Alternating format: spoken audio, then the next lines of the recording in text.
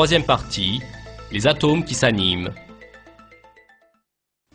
On ne peut certes pas penser qu'un jour, que les morceaux de pierre se trouvant dans la terre sans vie aient formé un être vivant.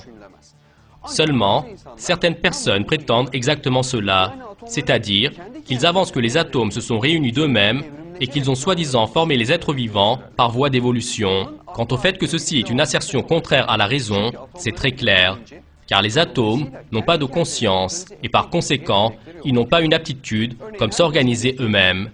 Par exemple, tout le monde sait qu'un avion n'apparaît pas lorsqu'on mélange l'aluminium, le plastique et l'essence. Ce n'est que lorsque vous réunirez ces matières de manière consciente, avec des calculs très fins et de façon à former un avion, qu'apparaîtra alors un avion. Par conséquent, pour que l'avion existe, la présence des matériaux comme l'aluminium, l'acier et le plastique n'est pas suffisante. L'avion est uniquement formé avec une conception consciente. Il en est de même pour les systèmes vivants. La cellule d'un être vivant a été formée avec la réunion des atomes sans vie, et ce, dans une conception très spéciale.